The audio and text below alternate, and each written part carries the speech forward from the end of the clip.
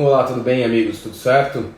Estou de volta aqui para mais uma live aqui no nosso Instagram do Nutrição e Endurance, trazendo informação para vocês sobre alimentação voltada para endurance, atletas e praticantes de endurance, para você, nutricionista, para você, profissional de saúde que atua com esses profissionais. A temática de hoje é falar sobre suplementos de carboidrato ou alimentação ou recomendações de carboidrato para praticantes de endurance.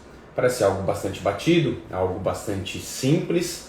A gente tem bastante recomendações e orientações em relação a isso, mas realmente é algo que muitas vezes geram dúvidas para os nutricionistas, para os colegas, aí na orientação, na utilização de determinados suplementos ou alimentos em relação ao praticante de endurance, aos atletas, os desportistas. Fala Gold, grande abraço meu amigo, tá aí?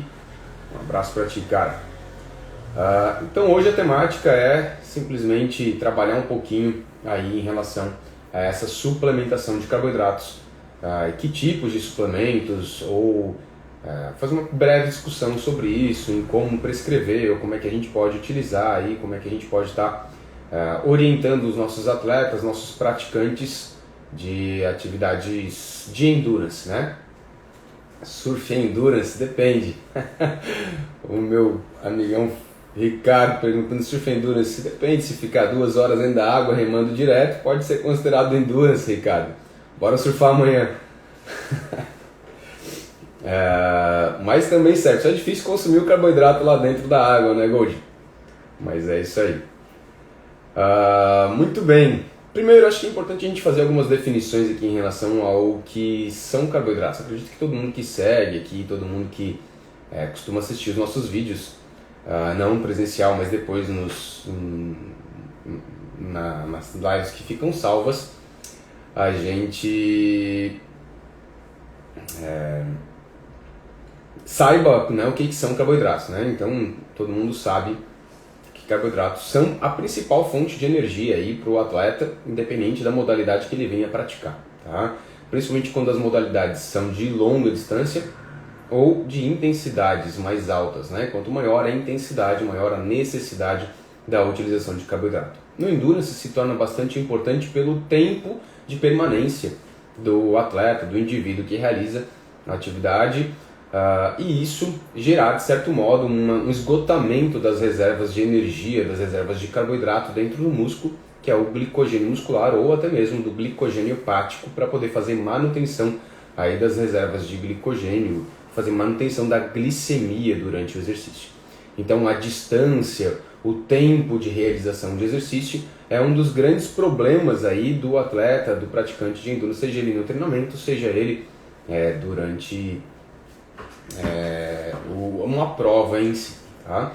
E aí os carboidratos acabam tendo uma importância muito grande para fazer essa manutenção da glicemia e manutenção da intensidade de treino, manutenção da performance desse atleta durante o treino. Mas um manejo inadequado desses carboidratos pode trazer algumas complicações. Inclusive já fizemos algumas lives aqui, algumas temáticas já foram destinadas sobre a periodização nutricional e a periodização intestinal, estratégias de periodização intestinal, treinamento intestinal para evitar esses certos desconfortos que podem acontecer por manejos inadequados do consumo de carboidrato. Então vamos primeiro fazer essa definição. A gente já sabe então que carboidratos são a principal fonte de energia, e aí para aqueles mais leigos, é a nossa principal fonte de energia diária, para o atleta ainda mais importante, né? Ingesta de todos os tipos de carboidratos, sejam eles integrais ou não, ou como a gente prefere dividir, baixo índice glicêmico, moderado índice glicêmico e alto índice glicêmico. E esse é um ponto importante a ser abordado agora, né? Então temos essa definição de carboidratos de baixo índice glicêmico, low glycemic index, médio e alto índice glicêmico. Aqueles de baixo índice glicêmico são aqueles que o índice glicêmico vai variar de 0 a 55, moderado índice glicêmico de 56 a 70 e acima disso 70 a 100, os carboidratos considerados de alto índice glicêmico. E o que isso significa? Índice glicêmico é a velocidade na qual a glicose sobe na corrente sanguínea após o consumo de um determinado alimento, né? Existe a classificação por índice glicêmico e por carga glicêmica. A diferença é que a carga glicêmica leva em consideração a quantidade, a porção de carboidrato que o alimento tem na porção, né? A quantidade de carboidrato que o alimento teria por porção, né? Que de certo modo seria um fator mais real, tá? Bom, mas por que eu estou chamando esse assunto para a questão do índice glicêmico nesse consumo? Porque existem aí algumas evidências, alguns estudos mostrando aí essas correlações sobre o consumo de alimentos de baixo índice glicêmico durante a refeição que antecede o exercício ou a competição e uma certa melhora na performance. E eu já botei o entre aspas aí porque isso é muito específico para as pessoas.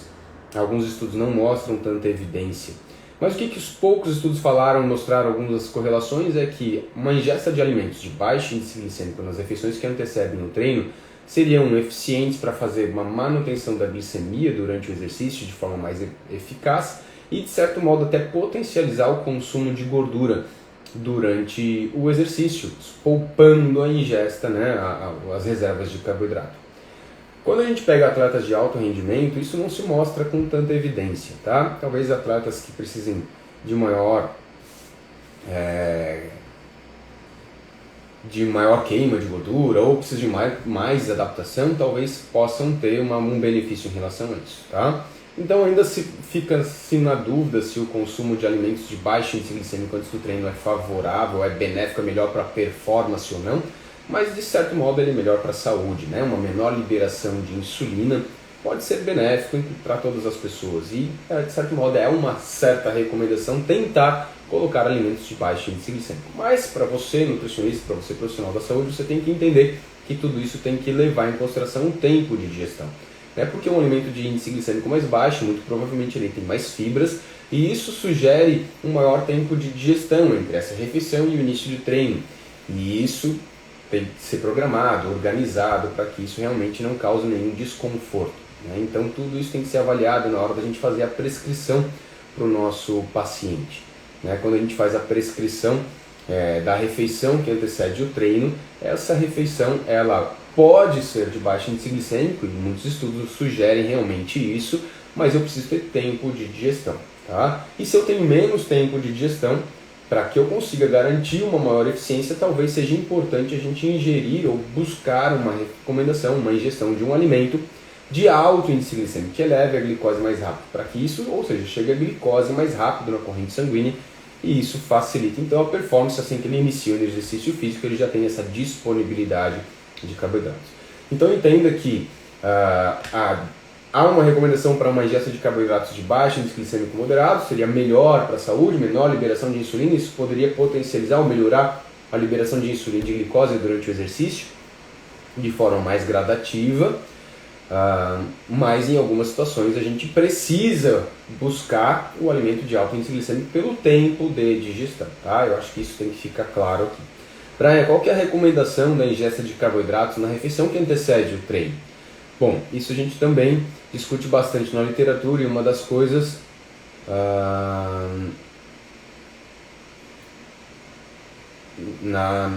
gente discute na literatura, a recomendação vai de 1 grama de carboidrato por quilograma de peso por hora. Então vamos lá, vamos dar um exemplo. Eu tenho lá um indivíduo que faz uma corrida de manhã, um atleta, um praticante de endurance, ele treina para maratona e aí ele corre todos os dias de manhã, 7 horas da manhã, mas ele quer acordar às 6 horas da manhã. Então ele tem 1 hora de digestão. Eu vou pensar numa ingestão de 1 grama de carboidrato por quilograma de peso. Imagina que esse indivíduo possa ter lá 70 quilos.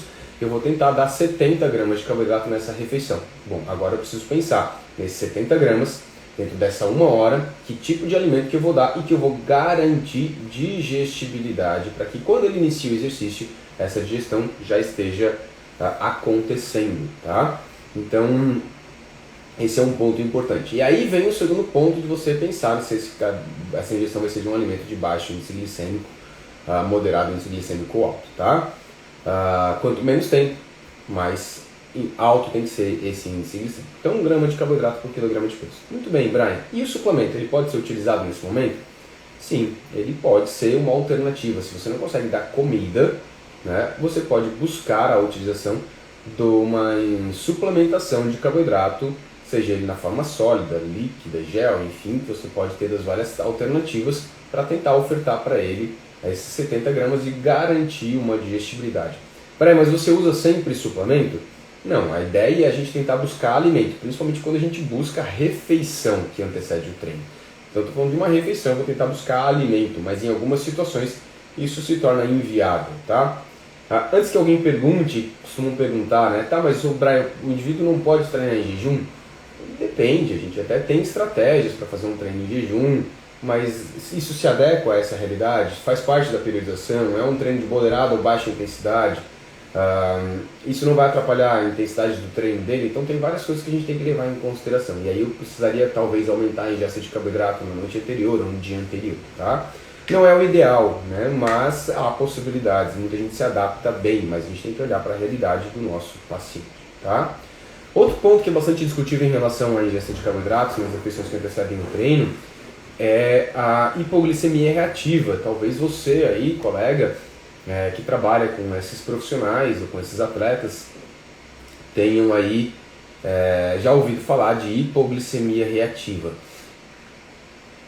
que é quando a glicose sobe rapidamente e depois ela cai rapidamente, baixando de forma muito abrupta, ou ainda baixando abaixo de valores que teu corpo esteja acostumado, né? Normalmente a hipoglicemia é quando a glicemia é baixa de 50 miligramas por decilitro, e isso não é comum acontecer. Bom, primeiro ponto que a gente tem que discutir em relação a essa hipoglicemia reativa é que isso acontece geralmente quando a gente tem combinação de fatores, tá? Não é uma coisa comum, isso na literatura inclusive é colocado como algo não frequente, tá? Mas que pode acontecer. Mas quando acontece é por uma combinação de fatores. Como assim, Brian, combinação de fatores? Ué, se você faz uma refeição, uma ingesta de um alimento anterior ao treino, por exemplo, um alimento de alto índice glicêmico, você colocou lá pão para ele comer, um carboidrato de alto índice glicêmico, né? E digere rápido, ótimo, perfeito. E você fez um pico de glicemia, logo você fez um pico de insulina. Quando você faz um pico de insulina, a tendência é a glicemia começar a cair.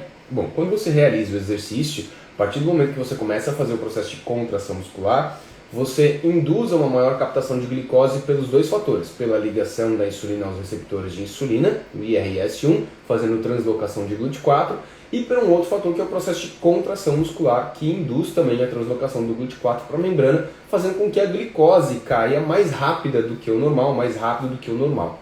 Tá? E aí isso faz com que ele tenha transitoriamente uma queda de glicemia, às vezes imperceptível, não chega talvez, nem sempre chega aos valores abaixo de 50 mg por decilitro, mas alguns têm essa redução mais abrupta e já percebem uma tendência, uma sensação de hipoglicemia, alguns ficam com a visão mais anuviada, perdem um pouco de concentração, foco, tem uma leve redução de performance. Mas isso é transitório e não passa de 15 minutos, tá? Se isso aconteceu com o atleta de você, o que você precisa ajustar é o tempo da refeição que antecede, tá? Porque se você deu, por exemplo, meia hora antes, você teve essa combinação de fatores. Se ele tiver consumido, sei lá, 20 minutos antes ou 45 minutos antes, não vai ter mais essa combinação de fatores e provavelmente você já melhora essa questão dessa hipoglicemia que ele teve, que esse paciente tem, a gente chamado de hipoglicemia reativa ou hipoglicemia de rebote, tá? Então são essas combinações de fatores. Brian, se eu utilizar um carboidrato de baixo índice glicêmico nesse momento, talvez eu tenha menor chance de ter uma hipoglicemia reativa? Verdade, porque daí você tem menor liberação de insulina. Tá? Outro ponto que é bastante interessante a gente tocar aqui no assunto, que muita gente fala assim, mas e durante o treino eu tenho aumento de glicemia, ou eu tenho redução, liberação de insulina? Gente, durante o exercício físico, principalmente aquele contínuo, a liberação de insulina ela quase não acontece, né? Então, na verdade a insulina não muda, tá? Durante o exercício, mesmo que tu consuma carboidratos durante o treino, porque na verdade a tua captação acontece independente de insulina. Tá? Então isso é um ponto bastante importante da gente lembrar aqui da fisiologia, tá? Bem como a glicose não tende a subir muito mesmo consumindo carboidratos, porque ela vai mantendo a glicemia, pode ter pequenas alterações, mas sem fazer liberação de insulina, tá ok? Tranquilo? Muito bem, então falamos do ponto da hipoglicemia reativa, falamos dos tipos de carboidratos. Eu quero deixar vocês à vontade para comentar, e se quiserem fazer alguma pergunta, quiserem participar de alguma forma, aí eu vou tentando responder vocês, tá? Ou então depois deixe os comentários, se você está vendo depois, deixe os comentários. A live vai ficar salva para vocês aqui, tá? Bom, voltamos então, vamos falar aí da necessidade da ingestão de carboidratos durante o treino. O que a gente tem de recomendação? Bom, isso também é algo bastante discutido já na literatura, bastante abordado. Temos referências já há muitos anos, né, guidelines sobre isso. As recomendações de carboidratos, da ingestão de carboidratos, elas dependem do tempo de duração do exercício, tá? Exercícios aí até 1 hora, não há necessidade da suplementação de carboidrato, da ingesta de carboidrato durante o exercício. Normalmente a reserva de glicogênio ela é suficiente para fazer manutenção de exercício aí, de 1 hora, 1 hora e meia, tá? Acima de 1 hora a gente tem recomendações da ingestão de carboidrato de 30 a 60 gramas por hora, e aí temos várias estratégias de utilização de carboidratos, tá?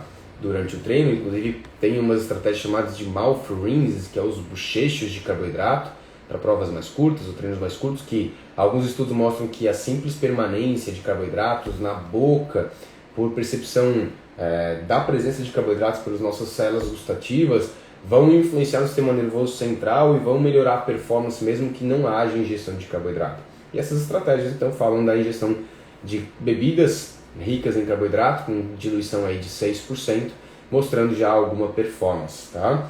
Mas isso para exercícios mais curtos. Então a gente tem aí exercícios de acima de 1 hora de duração, recomendação aí de 30 a 60 gramas por hora de ingestão de carboidratos, tá? Nós temos 30 a 60 gramas por hora, essa recomendação é algo bem fácil de atingir, digamos assim. Fácil entre aspas, né? Porque primeiro que a gente tem que testar isso com o indivíduo, né? A gente tem que fazer testar isso para que o atleta, o paciente, consiga se adaptar.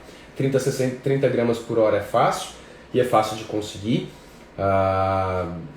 E normalmente a gente consegue ali através de gel, bebidas e tal.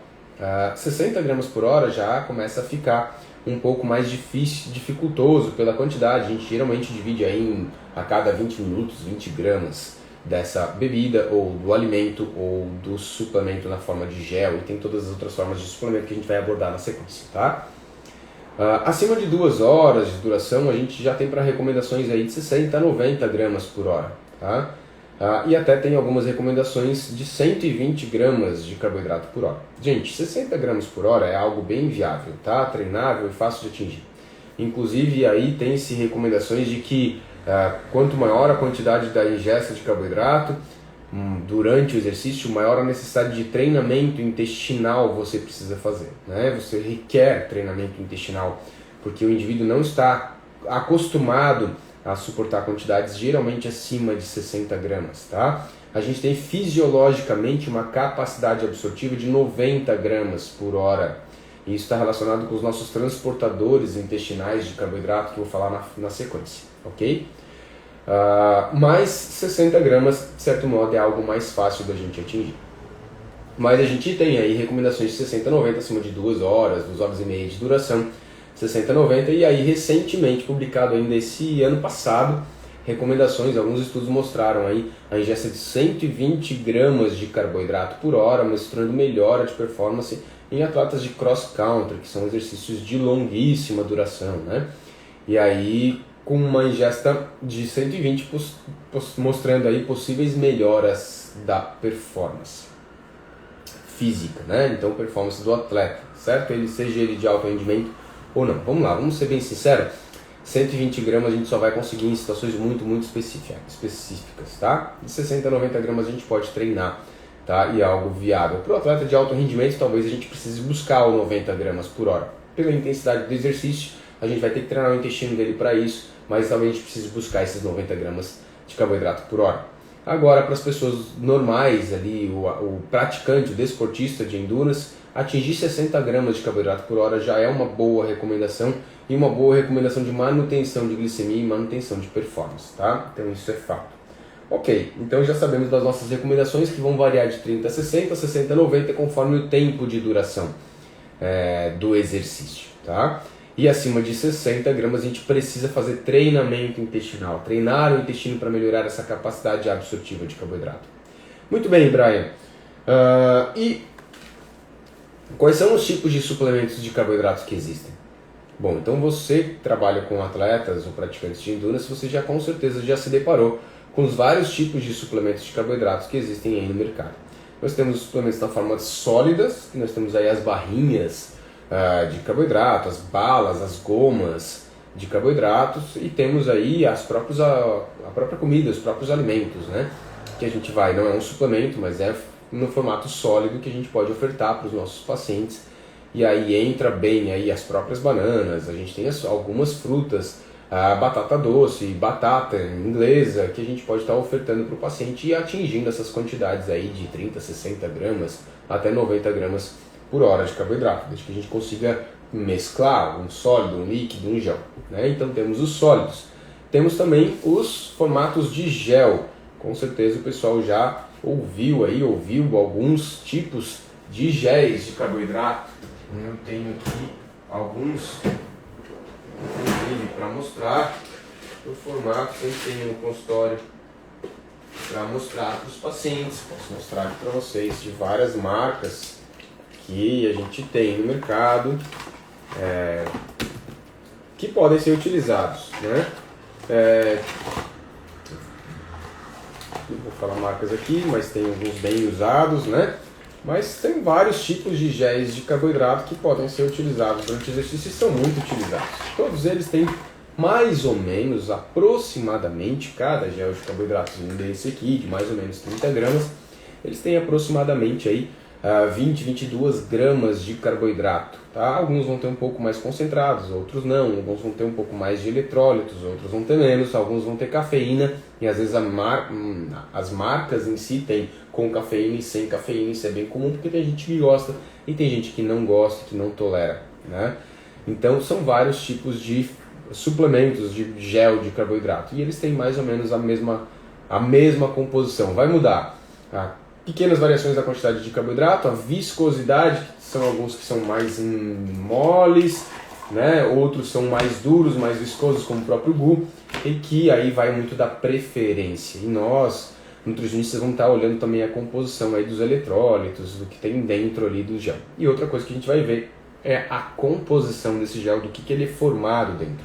Porque o formato de gel ele é fácil de carregar, você abre, toma durante o exercício, mas a composição dele dentro geralmente é mistura de alguns tipos de carboidrato, misturas de dextrose, frutose ou de sacarose, maltodextrina, são vários tipos de suplementos que existem que podem ser colocados ali dentro para fazer esse formato de gel. Então o gel é uma forma, e aí nós temos os líquidos, né, os suplementos à base de carboidrato que são líquidos, que é no formato de pó, que você joga numa água, vai fazer uma determinada diluição, vai colocar isso numa caramanhola, numa garrafinha, num squeeze, e isso o indivíduo vai levar para durante o exercício, seja ele na corrida, ou vai colocar na bike, no equipo da bike, no aerodrink, enfim, como é que ele vai fazer, ou na mochila de hidratação, tá? É importante que a gente respeite a concentração ideal para diminuir ou minimizar os desconfortos intestinais das bebidas líquidas devem respeitar de 4 a 8% de concentração. Faz uma continha rápida, para 1 litro você vai colocar de 40 a 80 gramas desse soluto, no caso, ou carboidrato, ali dentro para respeitar essa diluição, para você não ter desconforto intestinal, tá? Então esses são os formatos líquidos. Mas dentro dos formatos líquidos a gente tem vários tipos de suplementos, e aí acho que é o ponto importante da nossa discussão aqui, dessa nossa aula, nossa live, como você quiser chamar, tá? Por quê? Desculpa. Porque a gente tem aí as diferenças de transportadores. As diferenças de transportadores estão associadas aí a como é que esse carboidrato vai ser absorvido aí no seu intestino. Porque dependendo do tipo de transportador que você utilizar, você tem uma velocidade maior de digestão ou até mesmo uma capacidade absortiva melhor, tá? Deixa eu fazer aqui uma tentativa com vocês que estão me acompanhando, vamos ver se vocês vão conseguir entender. Deixa eu colocar aqui, vou tirar o fio daqui, aqui é a minha mesa, e eu vou desenhar aqui para vocês um enterócito.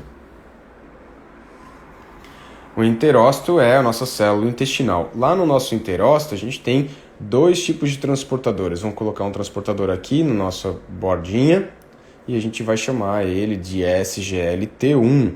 É o transportador de sódio e glicose. O que esse transportador de sódio e glicose ele transporta? Ele transporta glicose e ele transporta galactose de forma ativa. Então a glicose chegou aqui no intestino, ele vai ser jogado para dentro do enterócito junto com uma molécula de sódio. Então vamos botar aqui a glicose e sódio. Então eles vão ser transportados juntos lá para dentro, garantindo uma capacidade absortiva dele. Então a glicose ela tem uma prioridade de absorção, tá? Muito bem, só que a gente só tem esse transportador. A gente tem uma capacidade absortiva aí disso de aproximadamente 60 gramas por hora nesse transportador, tá? 60 gramas por hora. Mas nós temos um outro transportador que eu vou colocar em outra corzinha aqui pra gente. Não sei se está ficando didático ou não. Vou botar aqui em vermelhinho, que é o transportador GLUT5. Esse transportador GLUT5, o que ele faz? O que ele transporta? Ele transporta frutose, certo? Se ele transporta frutose, quando a frutose cai ali, então vamos botar uma estrelinha aqui de frutose, quando a frutose cai, ela vai passar por esse transportador. Só que para a gente passar frutose, ele tem que vencer um gradiente de concentração, porque ele não é transporte ativo, ele é um transporte passivo, precisa acumular a frutose aqui para que a frutose então consiga entrar lá para dentro do enterócito, certo? Então, se deu para entender. Então, quando a gente usa dois tipos de transportadores diferentes, a gente consegue ter uma maior eficiência, porque esse transportador aqui, ele consegue absorver 30 gramas por hora. Se eu conseguir usar os dois transportadores, a minha eficiência pode chegar a 90 gramas por hora. E quando a gente pega suplementos de carboidrato, a gente tem misturas de carboidratos justamente porque eu consigo usar os dois tipos de transportadores aqui. Então, deixa eu voltar para cá. Não sei se deu para entender, se ficou didático aí para vocês. Qualquer coisa eu explico de novo, tá?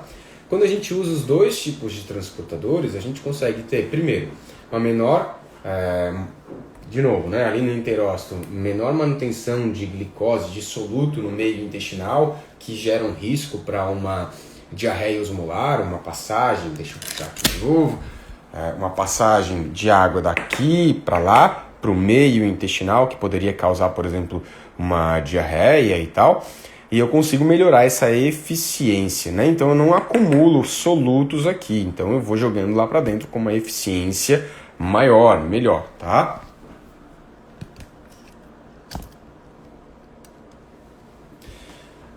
Então isso de certo modo melhora a minha capacidade absortiva e ainda melhora essa eficiência, né? Se chegou para o enterócito, vai para a veia porta, vai para o fígado e depois vai ser distribuído para o músculo em geral, tá? Lembrando que uma vez que chega isso no fígado, a glicose, né, ambos entraram dentro do enterócito, eles vão passar a veia porta e vão para o fígado, a glicose tende a sair do fígado e ir corrente sanguínea, para daí então chegar no músculo, se ligar ao receptor, o GLUT4 entrar pelo GLUT4 e poder produzir energia dentro do músculo, enquanto que a frutose tem prioridade de fazer ressíntese de glicogênio hepático, tá? Por isso até que a frutose nem faz tanta liberação de insulina, então isso é um ponto importante também, tá? Bom, mas aí que está nos tipos de suplementos diferentes que a gente pode estar discutindo, por quê? Quando a gente pensa assim, Brian, quais são os tipos de suplementos que existem aí, que podem ser líquidos ou colocados dentro de um gel e que existem aí no mercado? Vamos falar de alguns. Vamos falar, um do mais conhecido é a maltodextrina. Você já ouviu falar de maltodextrina? O que é a maltodextrina? A maltodextrina ela vem do amido de milho, né? Então, ela é um carboidrato complexo, semelhante inclusive até mesmo ao glicogênio, então ela tem uma cadeia longa, complexa, grande, mas com dextrinas terminais, ou seja, quando essa maltodextrina ela chega no nosso intestino, que ela começa a ser quebrada pelas disacaridase, o que ela produz? ela produz glicose, vai quebrando as dextrinas terminais e vai produzindo glicose, glicose, glicose, glicose. Quando a gente produz, pega um suplemento, que é a maltodextrina, que tu quebra e que ela produz só glicose, primeiro que é uma quebra rápida pela alfa-amilase. Então, rapidinho ela quebra e isso faz com que o índice glicêmico dela seja mais alto, né? Tem uma absorção rápida, mas só vai usar um tipo de transportador, que é o SGLT1. Então, isso faz com que a gente sature aquele único transportador. Então, eu só estou usando o transportador SGLT1. Tem fator de prioridade, beleza, mas eu só estou usando um único, então eu tenho uma limitação de usar até 60 gramas por hora. Né? E aí eu posso concentrar um pouquinho aí mais na região intestinal. Mas é um bom alimento, é um bom suplemento, tá? Acho que, falando da maltodextrina, a vantagem dela é ser barata, é super prática, quebra rápido, só que ela só produz glicose e além disso é difícil encontrar maltodextrina sem sabor no mercado, né? E aí ela vem com uma quantidade grande de corantes, de conservantes ali dentro, que isso é muito ruim, porque isso piora muito aí a situação intestinal do indivíduo com um treinamento longo, um período longo de treino ou de competição, tá? Então isso é o ponto ruim da maltodextrina quando a gente pega lá o produto pronto que vai diluir, tá? Quando tu pega um produto que está dentro de um gel, ele vai usar maltodextrina porque eles querem buscar o quê? A glicose, usando aquele tipo de transportador. Qual outro suplemento que a gente tem aí no mercado de carboidratos, que são bem comuns aí sendo utilizados pelos atletas de endurance? Que é semelhante à maltodextrina é o oximase. Você já ouviu falar de oximase, né? O que é o oximase? Também é um amido de milho, tá? O oximase também é um amido de milho. Só que ele é um amido de milho modificado hidrotermicamente e quimicamente para ele ter um peso molecular menor. Tá, beleza. Então isso é o que significa? Significa que ele pode dar menos desconforto intestinal, pode ter uma capacidade menor de causar diarreia, porque o peso molecular dele é menor, tá? Mas ele também é um amido de milho, que é o amido de milho ceroso, por isso o oximase, tá? É um amido de milho ceroso, que também aí tem ligações alfa-1,4, que também vão ser liberados, ser quebrados e vão ser liberados aí também aí de glicose ao final, tá? Então eles também vão ser quebrados e produzir aí glicose. Então é muito semelhante à maltodextrina. É mais caro, mas é muito semelhante à maltodextrina. Ok? Mas tem essa vantagem de ter um peso molecular menor, às vezes por uma mistura com algum outro suplemento.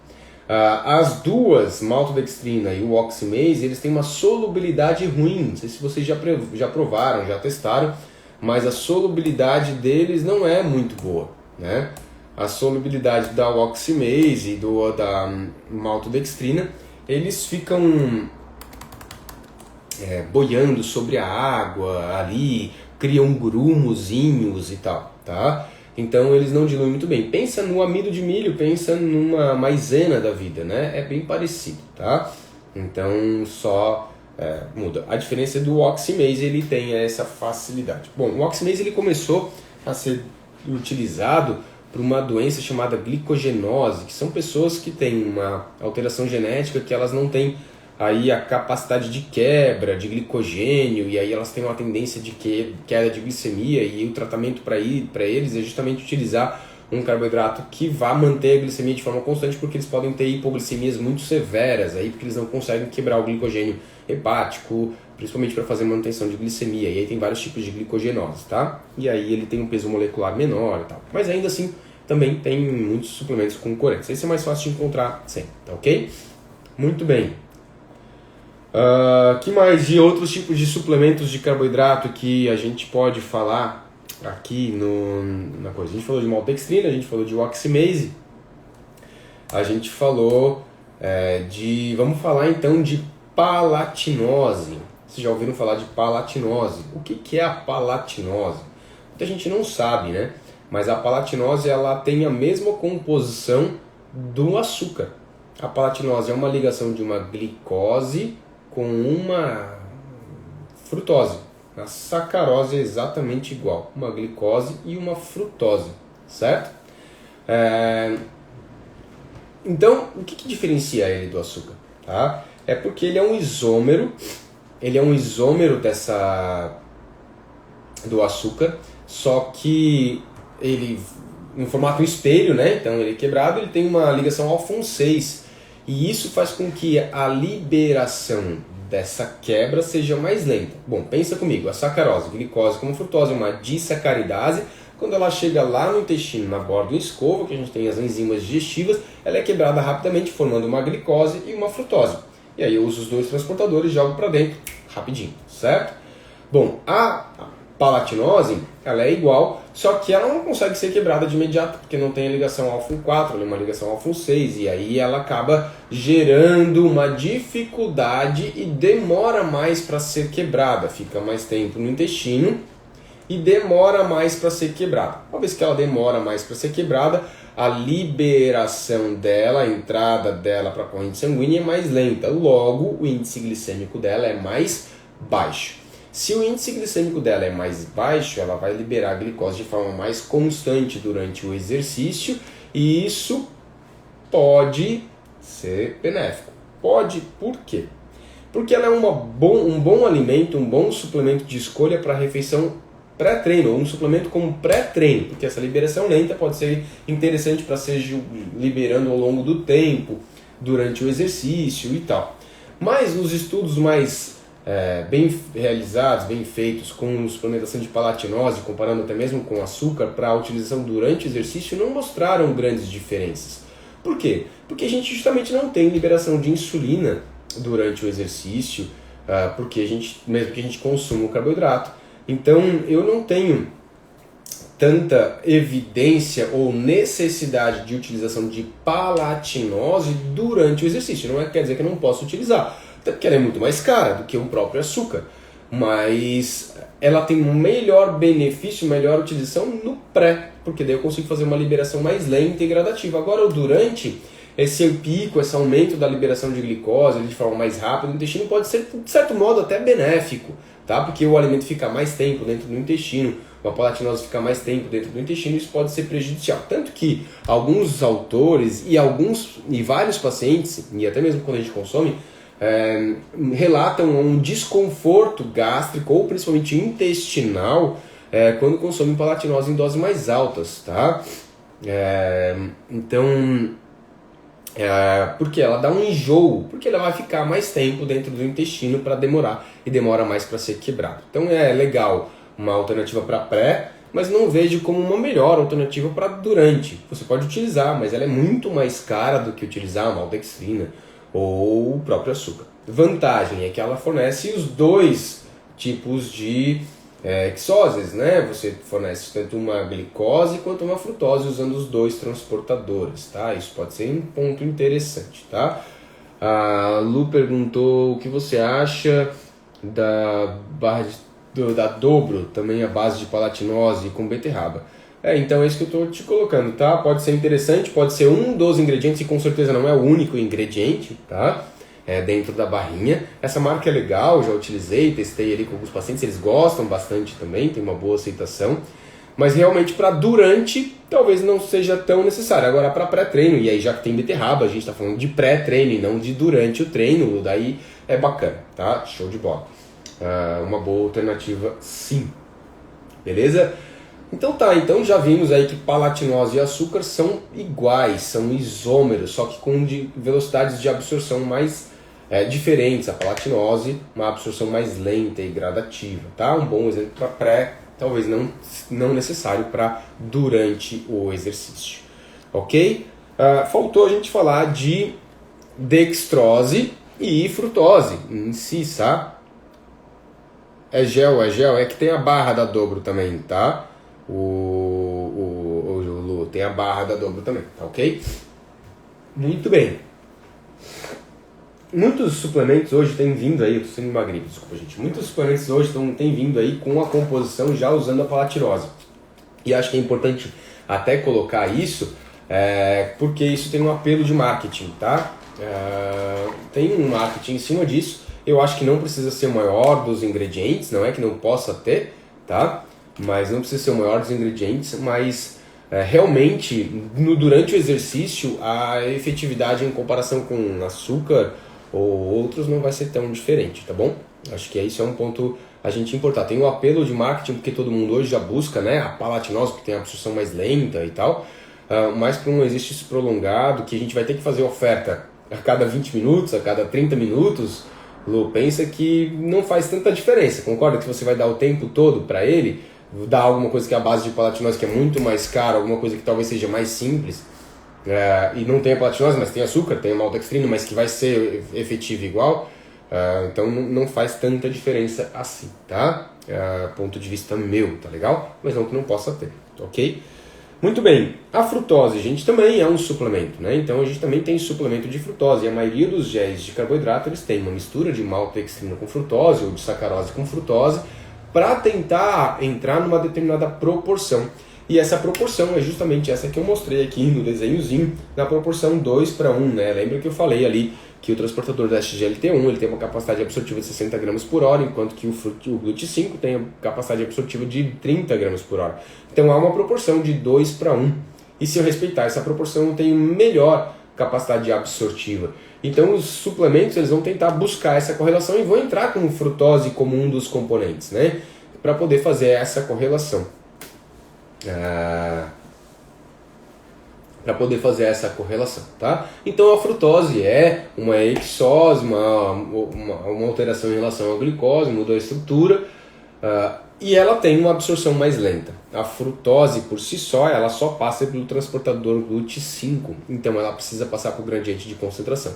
Tem a desvantagem da frutose, que é justamente que ela vai acumulando no intestino e ela aumenta esse risco de causar aí uma diarreia osmolar, tá? Então a quantidade de frutose não pode ser muito grande e a proporção geralmente é 2:1, combinado? Tá? Para poder ter essa correlação. Brian, mas e aí? Agora eu quero montar alguma coisa de suplemento aí utilizando essa prescrição aí, que é essa recomendação. Como é que eu posso fazer? O que eu posso usar para poder chegar nessa recomendação aí? Bom, primeiro você tem que tentar lembrar que você tem que buscar usar os dois tipos de transportadores juntos, tá? Glicose, transportador de glicose e da lactose, que é o SGLT1, e o de frutose nessa proporção 2:1.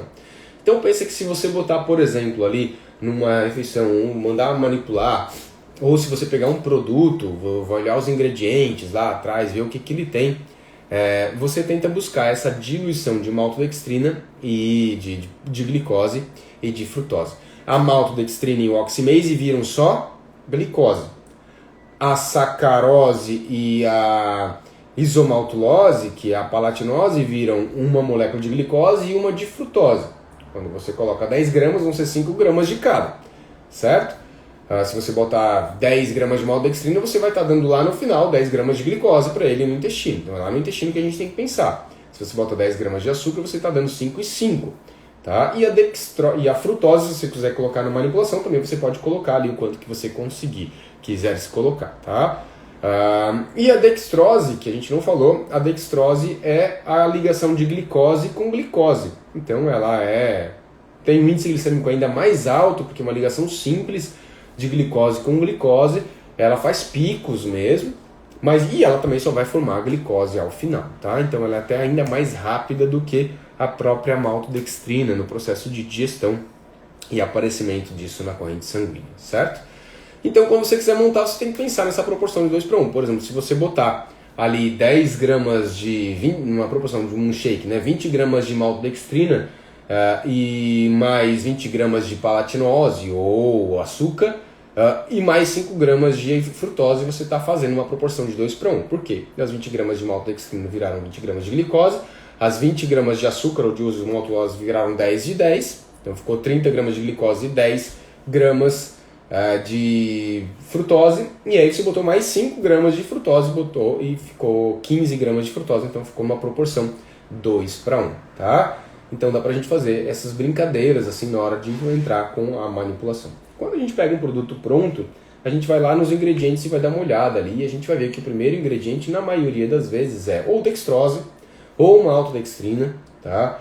Ou o oximase, que não é comum aqui no Brasil, esse oximase é uma coisa que tem mais nos Estados Unidos, assim como a gente lá não encontra tanto palatinose, encontra mais aqui no Brasil, tá? Ou em outros países. Então a gente vai tentar buscar essa correlação. É que muitas vezes eles não dão ali na tabelinha nutricional como é que está essa distribuição, essa proporção entre eles, tá? A Lu perguntou, quando possível você acha válido de incluir um suco de uva como uma das opções de carbo? Acho super válido, tá? Difícil é a gente quantificar o quanto que tem de sacarose e de frutose dentro do suco de uva, porque ele depende de muitos fatores, né? Depende de como ele foi feito, da uva, do tipo de uva, da fermentação, enfim, tem muitos fatores aí para a gente poder determinar. E a gente nem tem tabelas nutricionais para isso, para saber o quanto que tem de frutose e de glicose, tá? Ou de sacarose. Assim como a gente pode utilizar a própria fruta, ou a gente pode utilizar aí a própria suco de outros alimentos para poder buscar essas correlações aí, tá? Tentar buscar essas relações. Cuidado com o excesso de suco, e aí do próprio suco de uva, ou suco de laranja, ou suco de alguma outra coisa, porque pode aumentar realmente essa correlação de frutose, certo? Muito bem.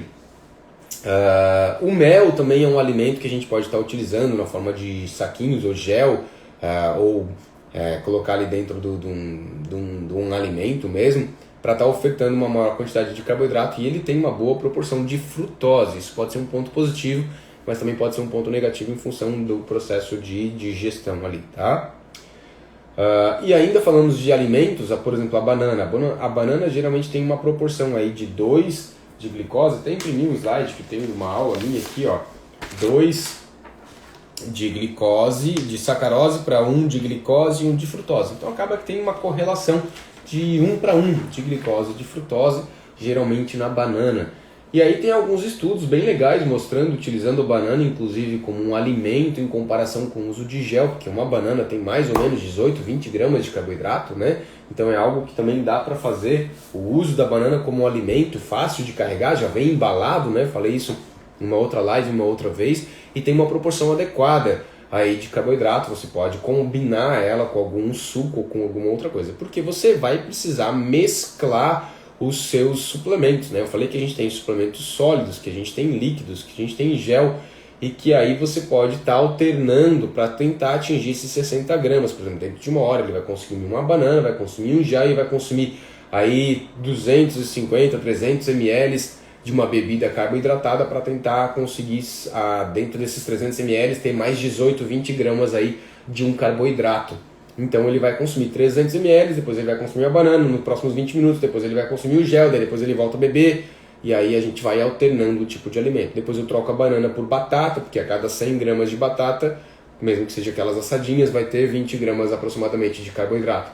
Brian, mas como é que ele leva isso? Isso tem que ser organizado, tem que ser treinado, tem que ser preparado, tem que ser planejado na alimentação da prova, porque tudo isso ele tem que treinar durante o treino, né? Treinar essa alimentação no treino longo, para poder usar isso na prova, para saber o que ele vai utilizar, né? Então a gente tem a batata cozida, assada, a gente tem a batata hoje desidratada, que a gente consegue utilizar em pacotes para levar.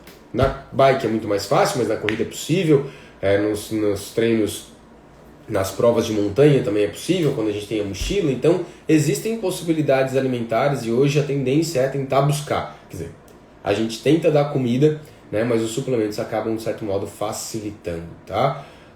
Então é algo que a gente tem que pensar, certo? Acho que aqui eu falei de várias coisas, falei da diluição, falei da proporção que deve ser utilizada durante o exercício, dos tipos de suplementos que existem de carboidrato, né? Lembrando de maltodextrina, oximase, falamos de isomaltulose, que é a palatinose, do açúcar, da frutose, da dextrose, então dos suplementos que existem e o que eles formam ali no intestino, porque a gente tem que lembrar dos transportadores, para a gente tentar utilizar os dois transportadores para melhorar a eficiência de absorção, mas também para evitar desconforto intestinal, tá? E aí tentar mesclar e tentar atingir aí a recomendação, que vai variar de 30 a 90 gramas, dependendo do tempo de duração do exercício. Acho que era isso, gente. Tem mais alguma coisa que vocês lembram aí, queiram que eu aborde aqui? A Lu que está participando, o pessoal que está aí ouvindo pode se manifestar. Não sei se vocês conseguiram ver o meu desenhozinho que eu fiz aqui na minha mesa, mas espero que tenha sido válido para vocês e que tenha ajudado, tá? Então, como a temática de hoje era falar sobre suplementos de carboidrato e todos os tipos e formas e tal, combinações, acho que era isso. Se vocês não lembram de nada, eu posso encerrar por aqui. Se vocês lembram, escrevam aqui embaixo, vou dar um tempinho pessoal escrever. Tatiana, obrigado. Valeu, Lu. Acho que é isso aí. Obrigado pela participação. Eu gosto quando pergunta, a gente poder discutir aqui. Aí a dúvida de vocês, com certeza é a dúvida de muita gente. É que para mim às vezes parece muito claro, muito fácil, mas os detalhes, né? Uma duvidazinha que sempre ajuda, tá? Acho que era isso. Existe algo que possa ser feito para preparar o intestino para receber essa quantidade de carboidrato? Boa pergunta, tá? Existe sim, tá? Existe várias estratégias de treinamento intestinal. Eu falei isso em algumas lives anteriores, tá aí salvo, mas também posso falar de novo aqui, não tem problema, tá? O que acontece? Quando você consome uma dieta mais rica em carboidrato, você melhora a capacidade de síntese daquele transportador SGLT1. Quanto mais carboidrato você consumir, mais você vai produzir aquele transportador, mais eficiente você vai se tornando, tá? Então essas estratégias elas consistem em alguns momentos você desafiar o intestino do indivíduo. A gente usa geralmente em treinos mais longos. A gente pega certos momentos do treino da periodização, costumo fazer ali no período pré-competitivo ou ainda antes, no final da preparação geral, tá? Quando a gente já tem um certo volume de treino, e aí a gente pega momentos em que a gente vai fazer ele comer uma grande quantidade de alimento e treinar logo em seguida, porque isso facilita ou treina o estômago dele para garantir um esvaziamento gástrico mais rápido, é um treinamento intestinal. Eu vou treinar, fazer ele fazer os treinos longos com quantidades de carboidratos maiores do que ele está acostumado. Ele está acostumado a comer 60 gramas, eu vou forçar ele a comer 90 ou 100 gramas por hora, dividindo ali a cada 20 minutos. Eu faço isso durante 3 semanas, em 3 treinos na semana. Com o tempo, eu forço o intestino dele a melhorar essa produção de SGLT1. Mas é fato que ele vai passar mal, ele vai se sentir desconforto, ele vai ter não vai ser gostoso naquelas 3 semanas de treinamento intestinal para ele. Ele tem que estar tem que estar claro na cabeça dele de que isso pode gerar alterações intestinais durante o exercício, tá? Mas isso vai melhorar na prova, não? A gente faz isso no treinamento para que na prova não tenha desconforto, né? Para poder melhorar essa capacidade digestiva e absortiva aí intestinal, certo? Beleza? Se a refeição for próxima do treino, não vale a pena colocar fibra, né? Muitos atletas gostam de comer banana, mel e aveia. Por exemplo, nos treinos de pedal, muitas vezes o consumo tem menos de 40 minutos. Verdade, tá, Tati? Quanto mais próximo do treino, menos a gente tem que colocar fibra, tá? A gente tem que tirar a fibra, porque a fibra atrapalha o processo digestivo. Isso quando eu vou dar palestra para os atletas, mesmo falo isso, muito próximo, tira a fibra, a gente vai excluindo, né? 1 hora antes a gente tende a não dar quase nada de fibras. Por exemplo, no exemplo que tu colocou ali, a banana ela até vai bem, tem uma digestibilidade boa, o mel até vai bem, mas tem um teor maior de frutose, então às vezes isso causa um certo desconforto, mas a aveia, por ter mais fibra, já atrapalha um pouco mais, tá? Então alimentos com digestibilidade, com menor quantidade de fibras, são mais bem-vindos nesse momento. Quanto mais tempo eu tiver, maior a facilidade de ter fibras, né, de aceitação de fibras. Quanto menos tempo, mais chance de dar desconforto, e a gente tem que tentar tirar fibras. Existem inclusive estratégias de retirada de fibras já na noite anterior dos treinos longos ou dos treinos das provas, tá? Combinado? Obrigado, Tati, obrigado pessoal, obrigado a todo mundo que participou, ao pessoal que está aí desde o começo, e até uma próxima temática e uma próxima live aqui no Nutrição e Endurance. Tá? Não deixem de compartilhar, manda no aviãozinho pro colega se você gostou. Depois que o vídeo vai ficar salvo aqui, se você achou que valeu a pena, dá um like, faz um comentário, manda para os outros, porque é sempre um conteúdo que pode estar ajudando aí os atletas e os nutricionistas e os profissionais de saúde. Combinado? Valeu, gente, um abraço, até a próxima. Tchau, tchau.